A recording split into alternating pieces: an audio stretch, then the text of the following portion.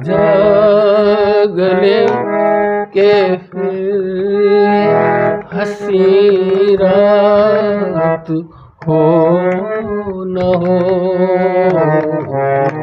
शायद फिर इस जन्म में मुलाकात हो। केसरिया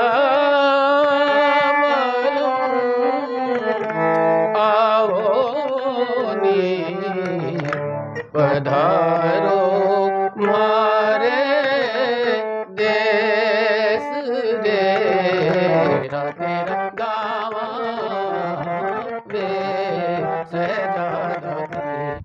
नमस्कार, मैं हूं अल्लाह कड़वार। आप देख रहे हैं खास मुलाकात। खास मुलाकात में आज हम आपको जिस शख्सियत से रूबरू करवाने हैं वो है श्री ईश्वर लाल जी सूडिया, जमनालाल सूडिया संगीत साधना संस्थान सूरतगढ़ से।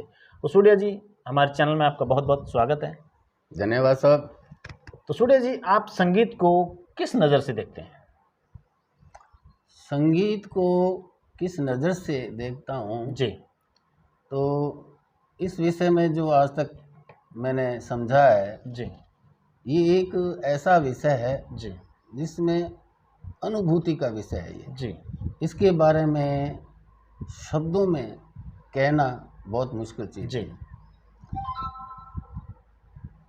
गुड़, गूंगे को गुड़ खिला के उसको पूछें कि भी इसका स्वाद कैसा है, जी, वो स्थिति है इसकी। जी, क्योंकि संगीत तो अंदर जो अनुभूतियां हैं उनको शब्दों में नहीं कहा जा सकता। ये संगीत जो है नाद आधारित है। जी, नाद कहते हैं जो ध्वनि जी, जो है ब्रह्मांड में, पूरे वातावरण में है, जी, उसको संजो करके और एक अनुपातिक हिसाब से तैयार करके जी, और संगीत का नाम दिया गया। जी, और सारे गा मा पा जी, वो नाम दिए गए।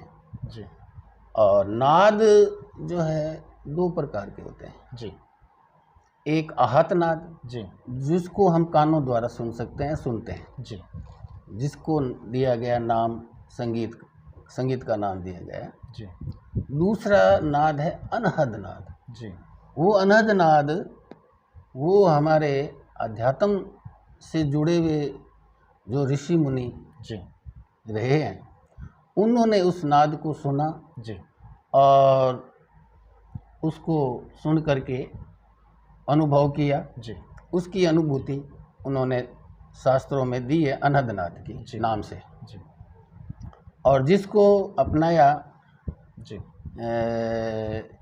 गुरु नानक जी को इसका अनुभव हुआ था जी, अनहद नाद का, जी, और मीरा को भी हुआ, जी, कबीरदास जी को भी हुआ। जी, लेकिन आम जन जन में उस नाद को जन जन के कल्याण हेतु जी, भजन गा करके जी, उस नाद को पहुंचाया आहत नाद के रूप जी, में। अनहद नाद को नाद के रूप में ये आहत नाद के रूप में जन जन तक पहुंचाया भजनों के माध्यम से। जी, और इस पर मैंने किताब भी लिखी थी, संगीत से नाद ब्रह्म की ओर। जी, वो 11 में लिखी थी मैंने। जी, उसमें इसका जो है चित्रण दिया गया है कि नाद, आहत नाद और अनहद नाद। जी, और इसमें जो है शास्त्रों में भी ये लिखा है आनंदो ब्रह्मोति व्यंजनात्। जी, ये तैत्तिरीय उपनिषद का एक श्लोक है, उसमें ये लिखा हुआ है कि इस नाद से, अनहद नाद के उपासना से, साधना से आनंद की बरसात होती है। जी, और आनंद ही ब्रह्म रूप है। जी, और तो मुख्य इसकी जो उपासना कह लो, जी, संगीत से नाद ब्रह्म की ओर यात्रा करने का एक माध्यम है। जी, और यहाँ तक कि कई इसको मनोरंजन में भी ले लेते हैं। जी, चिंताओं से ग्रसित हो मुक्ति के लिए। और चिंताएं जिस व्यक्ति को ज़्यादा रहती हों, जी, और तो वो गाने सुनते हैं, गाने सुन करके और अपनी चिंताएं हल्की करते हैं। जी, और आम हम बस की यात्रा कर रहे होते हैं ना, ड्राइवर भी देखते हैं अपने चैम्बर में, जी, वो गाना चलाए रखता है। उस गाने के माध्यम से पूरी रात का सफ़र वो कर लेता है और हमें सुरक्षित गंतव्य स्थान पर पहुंचा देता है। बिल्कुल। और यहाँ तक कि जो कैदी हैं इतने विकृत हो चुका होता है उनका दिमाग कि वो मरने और मारने के अलावा वो कुछ जानते ही नहीं है। लेकिन वहाँ भी ये प्रयोग किया गया है अच्छे जेलरों द्वारा। 1963 का ये वाक़या है बीकानेर जेल का। तो एक अच्छे जेलर साहब आए थे, उनका ये प्रयोग किया था उन्होंने। मेरे पिताश्री को वहाँ डेप्यूट करके वहाँ नौकरी में रख करके और कैदियों को गाना भजन सिखा करके उस दलदल से जो कैदियों की मानसिकता होती है उससे निकाल लिया था। निकल चुके थे। अब फिर क्या इस संगीत के साथ में जो मेरे नज़रिए से जब मैं देखता हूँ तो ऐसा संगीत जो ये तो हमारे इतिहास में आज मौजूद है। जो अकबर के दरबार में जो तानसेन जो एक नवरत्नों में शामिल थे और उनको तानसेन के द्वारा राग दीपक गाने का कहा गया और राग दीपक सुनाई उन्होंने। और राग दीपक की ये एक तासीर होती है कि दीपक स्वतः जल जाते हैं। जब दीपक में रोशनी आ जाती है, आग पहुंच जाती है तो वो गायक भी ख़त्म हो जाता है। ये एक उसका दीपक राग का तासीर कह लो या उसका परिणाम ये है। तो जालसाजी से या किसी तरह से राजा अकबर ने इससे दीपक राग सुने तानसेन से और वो आज किताबों में मौजूद है। राग दीपक की स्वर्ग में वो क्या है। फिर एक राग और है जिसका नाम है मल्हार। तो तानसेन की शिष्या थी, तो किसी दरबार में एक उसकी सहेली ने इसकी जो तानी थी, तानसेन की शिष्या का नाम तानी था, उसको जाके बताया कि तेरे गुरु को आज वो राग दरबारी सुनने का राजा ने आग्रह किया है। वो दरबार में राग दीपक गा रहे हैं। तो राग दीपक गा रहे हैं, उसका परिणाम तो पता ही है। तो तानी को पता था कि इसका मतलब आज तो ख़त्म हो जाएगा हमारे गुरु। तो वहीं से उसने उसका महल कहीं थोड़ा दूर था तानी का, वहीं से उन्होंने राग मल्हार गाया फिर तानी ने। ये इतिहास के अंदर मौजूद है और पढ़ाते हैं। एमए तक पीएचडी तक के ये कोर्स में यही बातें आती है। मैं शास्त्रोक्त बात कर रहा हूँ। तो तानी ने राग मल्हार गाया और कुछ ही देर के अंदर काली घटाएं वहाँ छाई और उस ऐसी बरसात हुई, ऐसी मूसलाधार कि वो राग दीपक का सारा असर वातावरण से और उसके शरीर से दोनों से ख़त्म हो गया और वो तानसेन बच गया। तो ये एक साधना का विषय है, न कि एक व्यवसाय करने का। हम आज हमारे सीखने वाले या संगीत को अपनाने वाले लोग एक ही धारणा से इसको अपनाते हैं कि हम इससे व्यवसाय करें, पैसा कमाएं।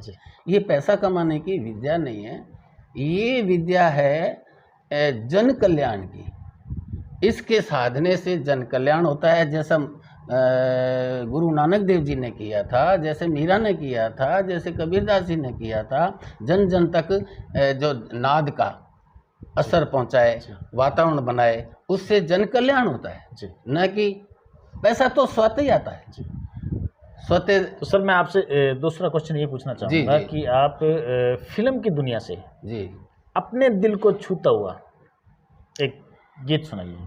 बिल्कुल।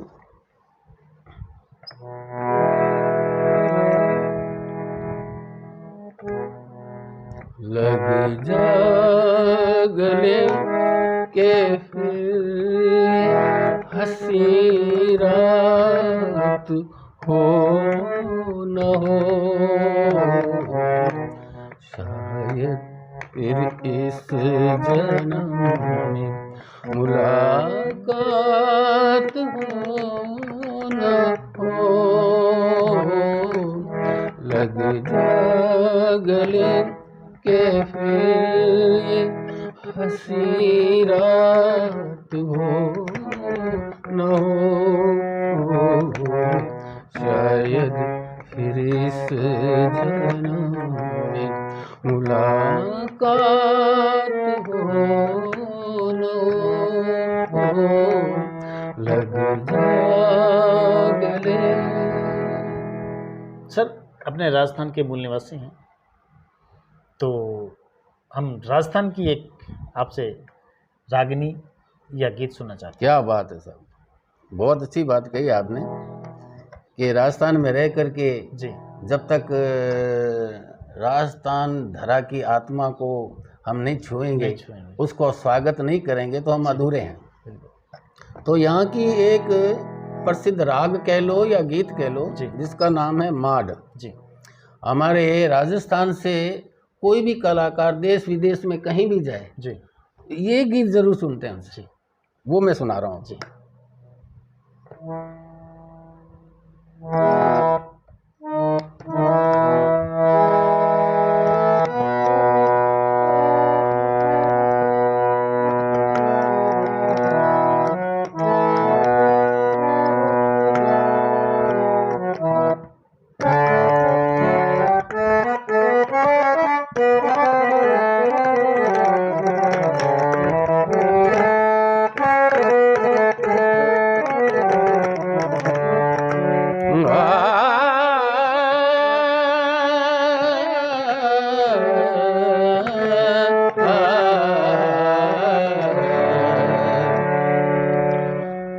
केसरिया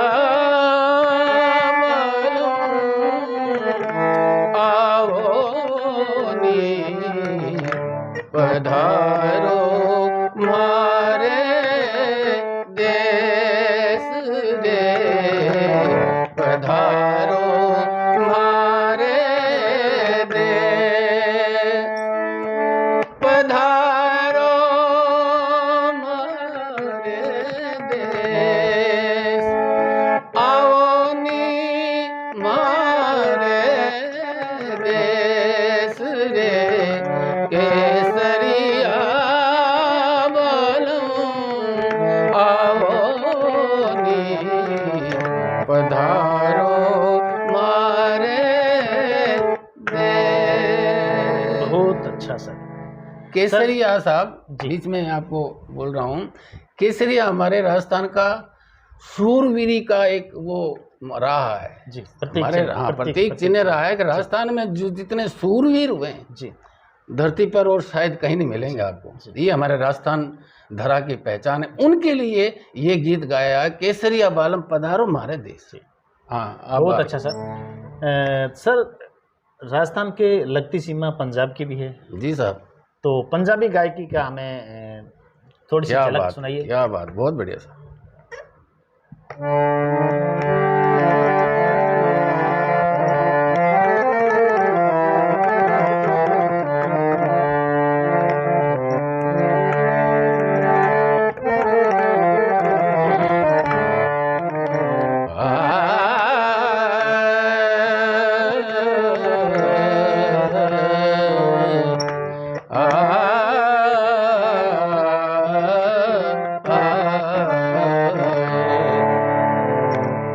तेरा तेरा गावांगे सहजादा पीरा, तेरा तेरा गावांगे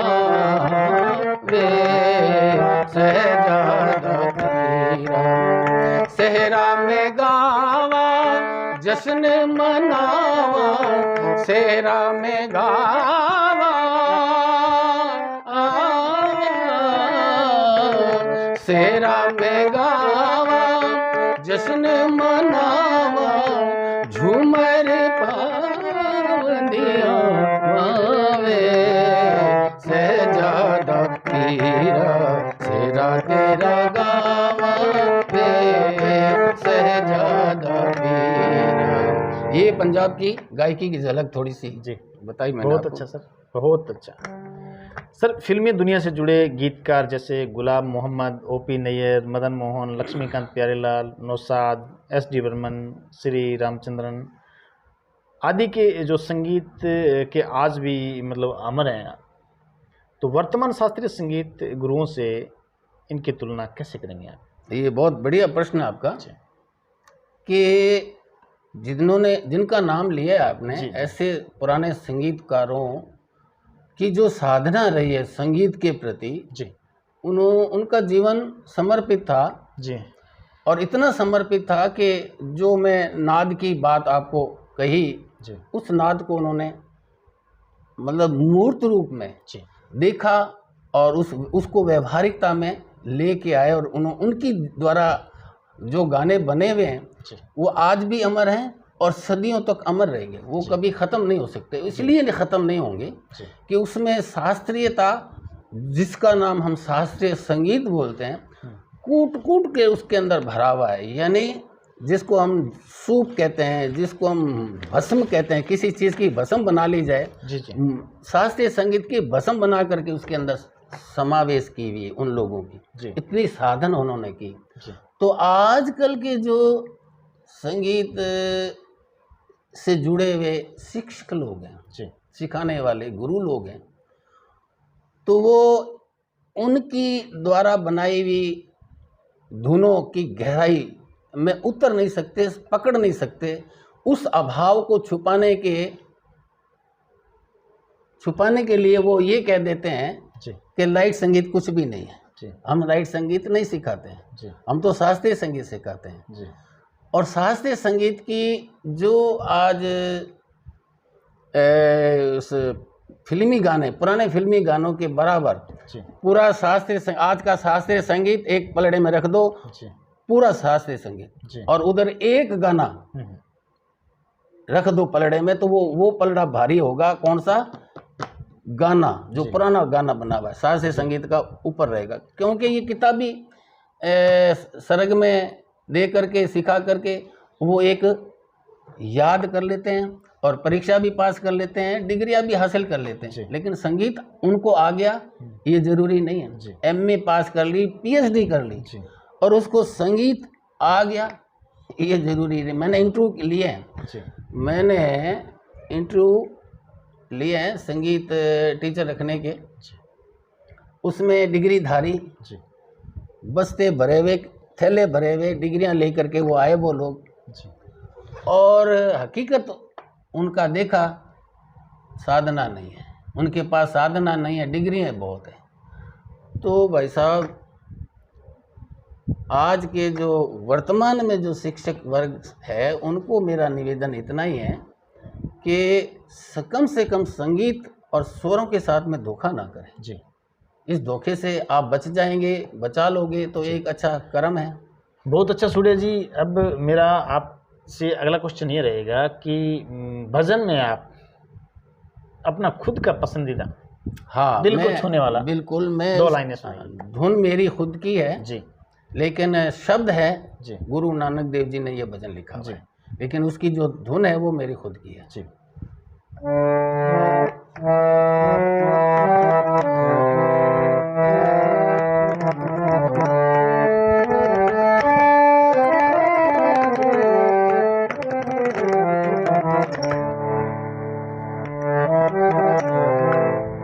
सुमिरन कर रे मोरे मना, सुमिरन कर रे मोरे मना, बीती उमर हरिनाम बिना, बीते उमर हरिनाम बिना, सुमिरन कर रे मोरे मना।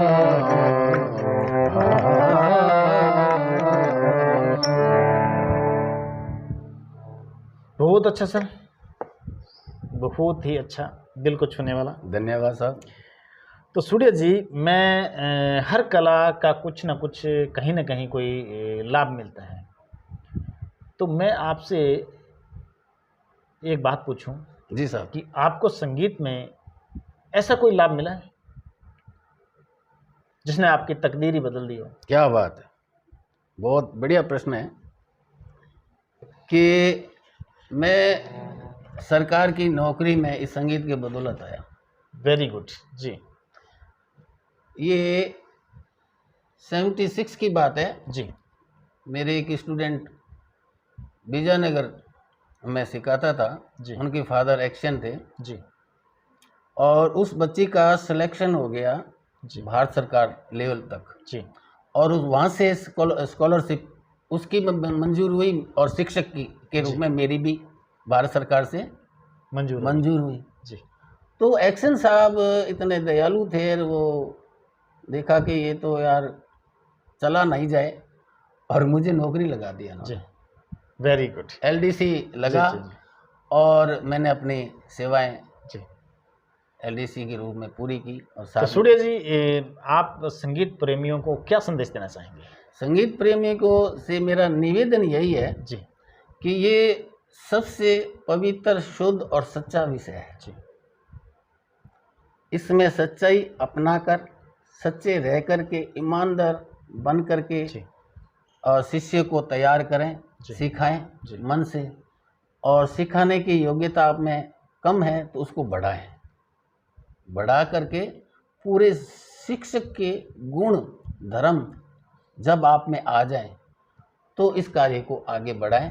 बहुत पवित्र कार्य है, बहुत पुण्य का कार्य है। तो सूर्या जी, आपने हमारे चैनल को समय दिया, इसके लिए आपका बहुत बहुत धन्यवाद। बहुत बहुत धन्यवाद साहब, आपका भी।